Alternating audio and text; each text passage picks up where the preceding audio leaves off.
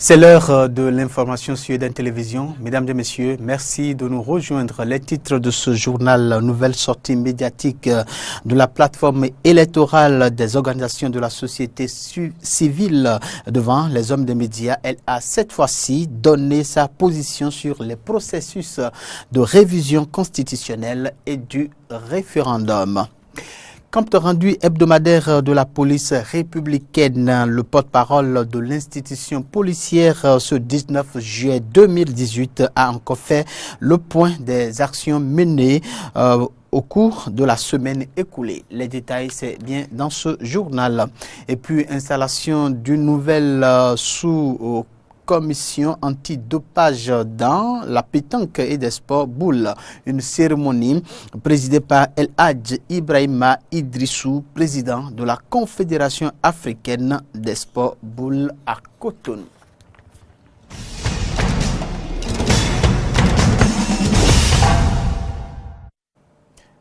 Bienvenue à toutes et à tous. Je l'annonçais en titre, la plateforme électorale des organisations de la société civile a encore effectué une sortie médiatique ce jeudi devant les hommes des médias au Codiam de Cotonou. Elle a cette fois-ci donné sa position sur les processus de révision constitutionnelle et du référendum. Voici un extrait de ces déclarations au micro de Horacia Djodji et de Fréjus Sofiorsi.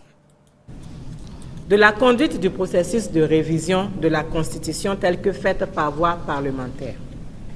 Ayant suivi avec attention le processus de révision tel que mené par les parlementaires depuis l'introduction de la proposition jusqu'au vote de refus d'adoption, la plateforme constate une certaine logique dans les résultats des deux votes faits par les députés. En effet, il paraît logique que les 62 députés ayant voté la prise en considération de la proposition aient voté aussi les amendements proposés. De même, il semble tout aussi logique que les 19 ayant voté contre la prise en considération aient voté aussi contre les amendements proposés. La plateforme déplore la conduite exclusivement parlementaire sous fond de précipitation, caractérisée par la célérité d'instruction du dossier et la procédure d'urgence d'instruction du dossier, choisie à l'issue du vote pour la prise en considération, empruntée par les députés, sans association des autres acteurs, sans mise à disposition et mise en débat public du texte d'amendement.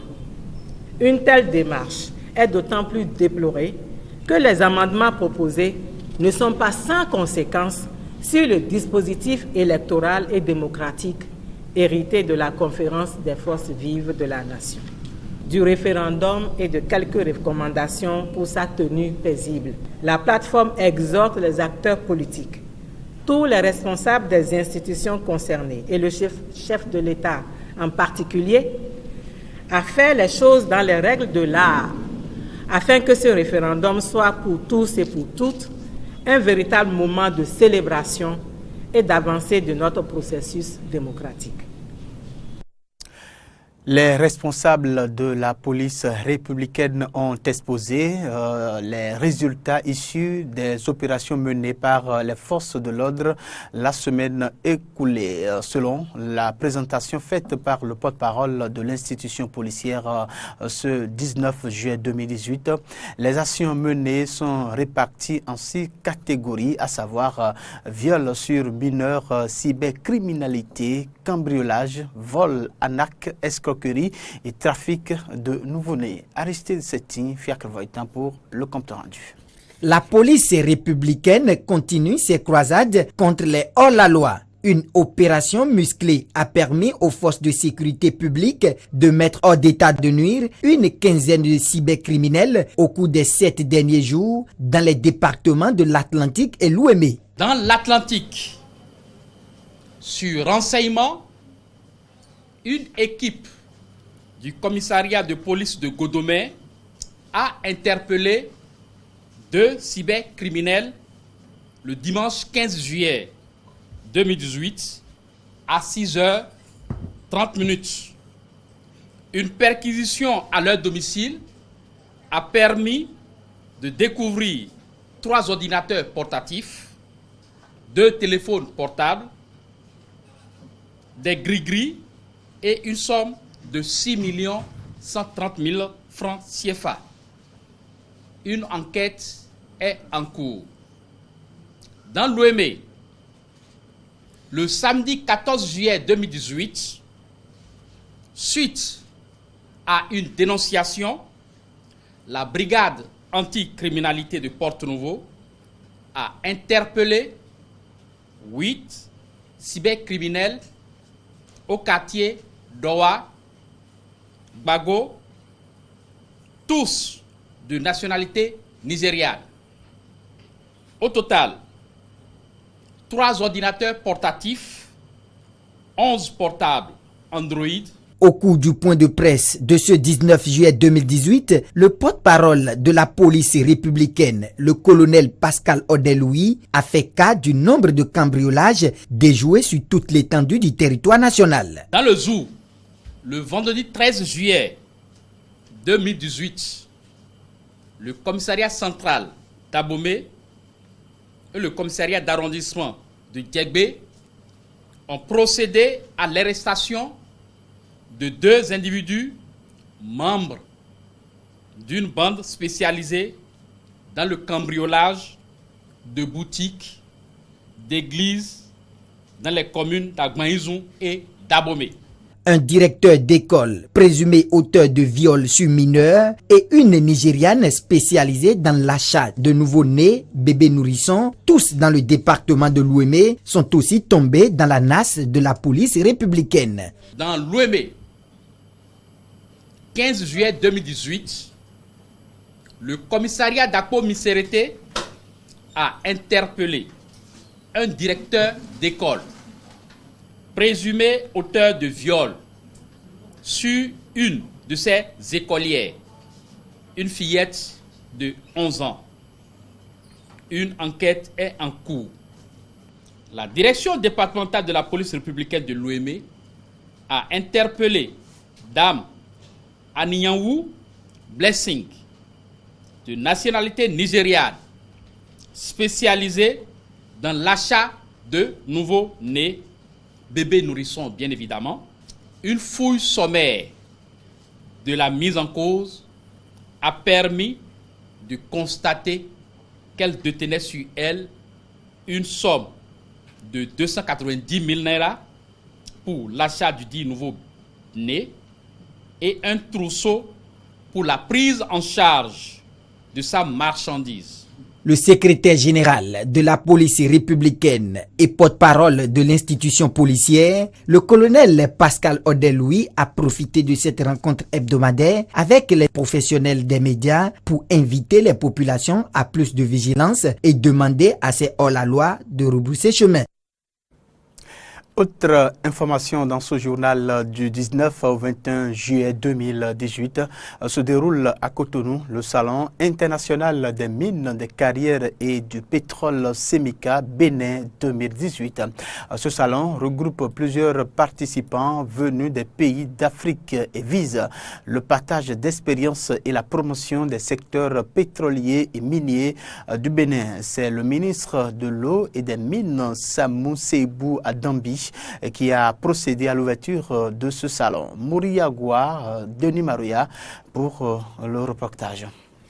Valoriser les ressources du sous-sol du Bénin est l'une des priorités du président Patrice Talon à travers le programme d'action du gouvernement PAG. Le Semika Bénin 2018, entendez Salon international des mines, des carrières et du pétrole, permettra le partage d'expériences entre de nombreux participants du secteur pétrolier et minier, ainsi que les investisseurs venus nombreux à Cotonou des pays comme le Cameroun, le Mali, le Niger, le Maroc, etc. Le ministre de l'eau et des mines du Bénin a rappelé le contexte socio-économique dans lequel se déroule le dit salon. Ce salon se tient dans un contexte socio-économique marqué par des crises structurelles que traversent les pays africains. Alors qu'un peu partout ailleurs dans le monde, le gouvernement se bat pour retrouver une stabilité et une croissance économique, les pays africains restent encore au stade de structuration de leurs économies. les recettes budgétaires restent encore, dans la plupart de nos pays africains, incertaines, ballottées entre l'incivisme fiscal et l'assiette non maîtrisée, et ce, malgré les énormes potentialités minières dont regorgent nos sous-sols.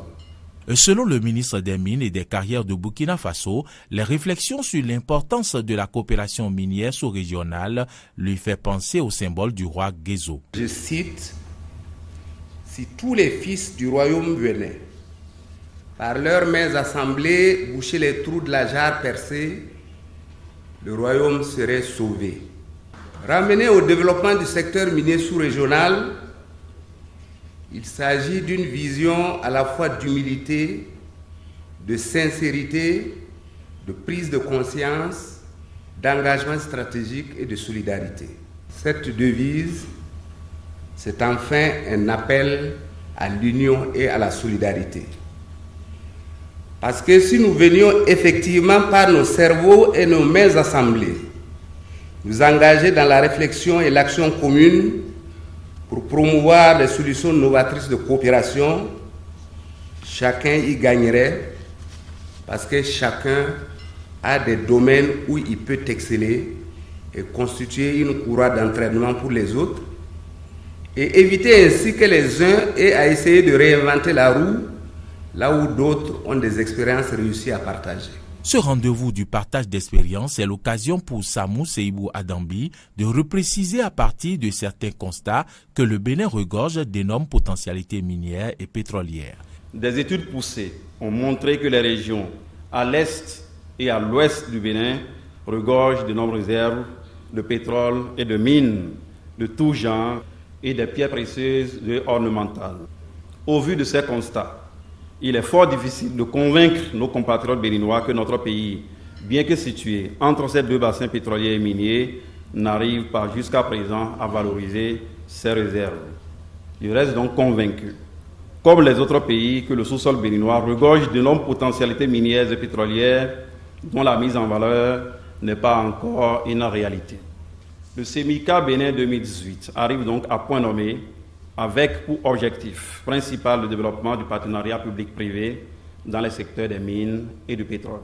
SEMICA Bénin 2018 est meublé de plusieurs panels d'échange, comme par exemple les opportunités d'investissement dans les secteurs miniers et pétroliers. Au nom du chef de l'État et du comité d'organisation, les partenaires qui se sont mobilisés pour rendre effective la tenue du présent salon, je déclare ouvert ce jeudi 19 juillet 2018, le Salon international des mines, carrières et du pétrole du Bénin, SEMICA Bénin 2018. Les participants ont visité les différents stands dédiés au SEMICA Bénin 2018.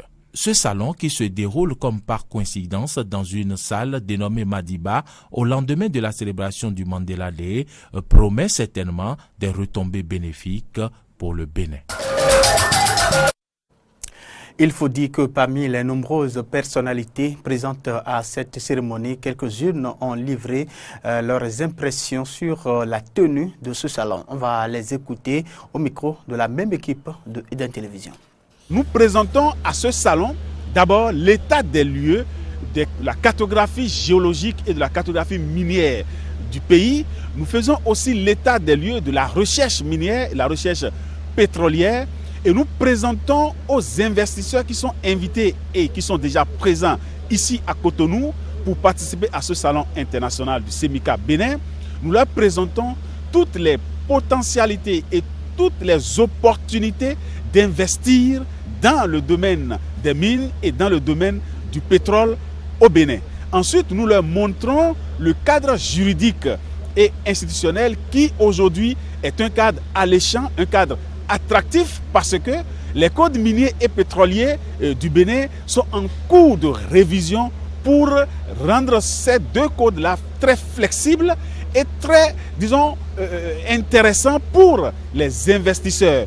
On leur montre également toutes les facilités que l'on peut faire dans le cadre de l'obtention des titres miniers. Je veux parler des autorisations d'exploration ou d'exploitation, les conventions minières. Nous leur montrons tout ce qu'il y a aujourd'hui de bénéfique et qui peut les amener, n'est-ce pas, à venir investir au Bénin. Nous avons la chance d'être dans une même union économique.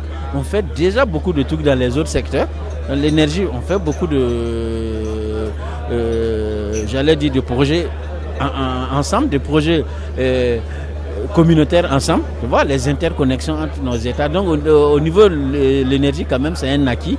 Au niveau des mines, maintenant, s'il y a une interconnectivité entre tous les États membres, faire un maillage de telle sorte que les recherches, on partage les recherches, on partage les bonnes pratiques, on partage surtout les pièges. Parce que comme c'est les privés qui exploitent, vous savez, les privés ils viennent très outillés. Quand ils viennent, quand vous faites une convention, tu sais, en matière des mines, les conventions, quand même, c'est un peu à long terme, c'est des 7 ans, 10 ans. Donc, si vous faites une petite erreur entre dans la convention qui n'arrange pas le pays, pour revenir, quand même, c'est difficile. Donc, ça veut dire qu'avec cet atelier, ça va permettre, comme ce que la Commission fait, nous sommes en train de faire, actuellement, nous sommes en train de faire le renforcement des capacités des administrations qui s'occupent des questions minières, pour quand même ils soient outillés au moment de faire des négociations. Hein. Vous savez, c'est le secteur privé généralement qui exploite, que le pays quand même ne soit pas lésé. C'est surtout ça aussi. Donc c'est un des points aussi positifs des ateliers comme ça. Le programme d'action du gouvernement a complètement assuré le virage par rapport au passé. En d'autres termes, les conditions aujourd'hui politiques, structurelles, sont réunies pour que l'investisseur accepte volontiers de prendre le risque de l'investissement. C'est dire du coup que ce salon est une étape fondamentale pour la réussite du programme d'action du gouvernement. Pourquoi ? Parce que l'investissement dans ce secteur générera des ressources importantes pour l'État et enclenchera une croissance réellement soutenue avec tout ce que ça comporte comme effet induit.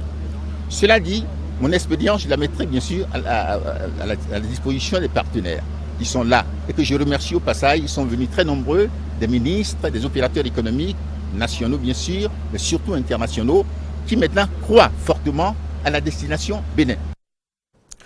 On parle agriculture encore. La commune de Banikwara était à l'honneur ce samedi 14 juillet 2018 avec la célébration de la 2e édition de la fête nationale du coton-culteur, ayant battu le record en matière de production pour la campagne 2017-2018. 195 lots ont été distribués à 176 lauréats, dont 19 coopératives villageoises de producteurs de coton sur le plan international.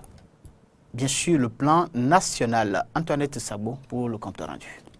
Avec la production de 597 985 tonnes de coton-graines pour la campagne 2017-2018, les réformes dans le secteur cotonnier ont donné leurs fruits. Une avancée affichée au plan national qui a suscité une cérémonie en hommage aux cotonculteurs lors de la célébration de la 2e édition de la fête nationale du cotonculteur ce samedi 14 juillet 2018 à Banikwara. Le maire de la dite commune, Tamou Bio, réitère l'engagement des producteurs pour l'édification d'une économie prospère. Les braves citoyens de Banikwara seront toujours en tête de peloton de l'agriculture béninoise en se distinguant par la qualité et le volume de leur production. Travailler pour valoriser le label Bénin sur le marché international du coton, c'est notre manière à nous, fils et filles de Banikwara, d'exiger avec élégance un regard un peu plus bienveillant de la part de l'État central. Le choix porté sur la commune de Banikwara n'est pas un hasard. Ceci est dû aux performances des producteurs, nous dira le président de l'association interprofessionnelle du coton. La commune de Banikwara qui abrite cet événement a fait 109 000 hectares de superficie, 142 000 tonnes, 741 tonnes de coton-graines produites et 37 millions de revenus bruts distribués aux cotonculteurs.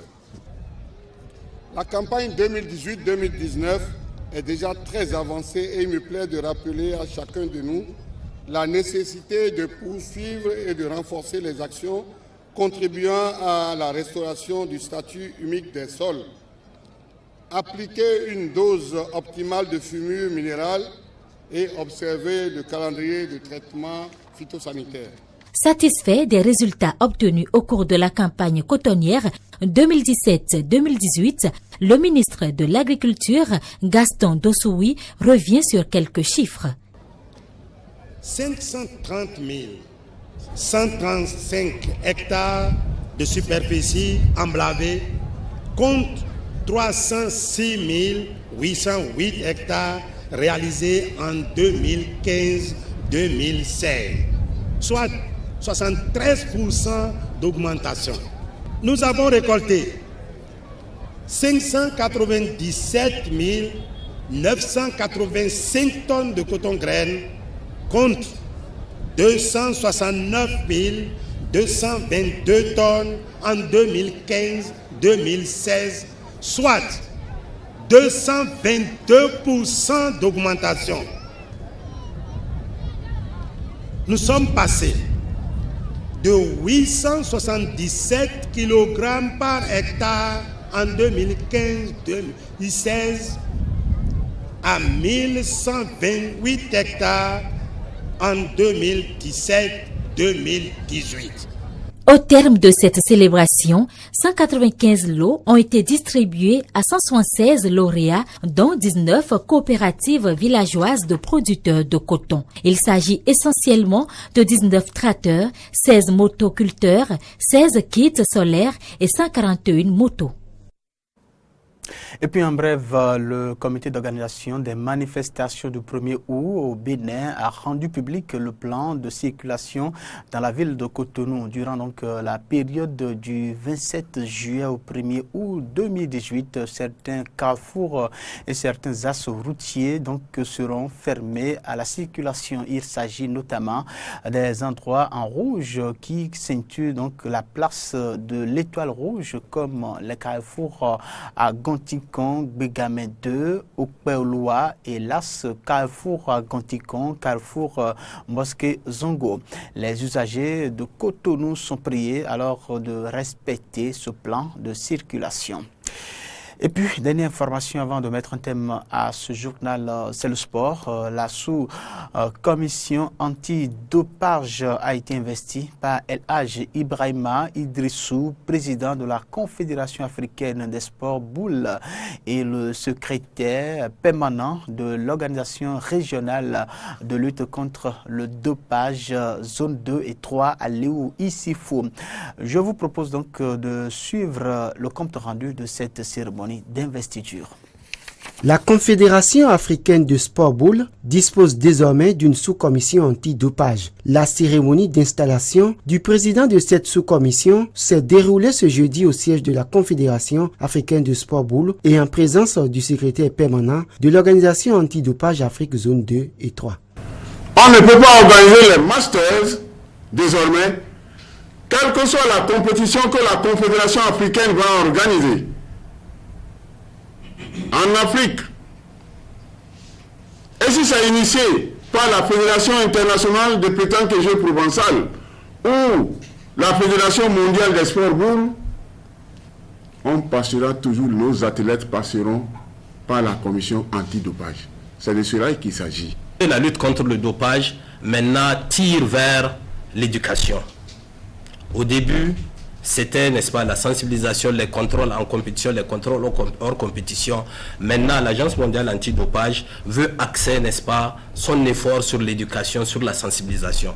Parce que nous pensons qu'un sportif ou un encadreur ou un supporter bien informé peut apporter un plus, n'est-ce pas, dans la lutte contre le dopage.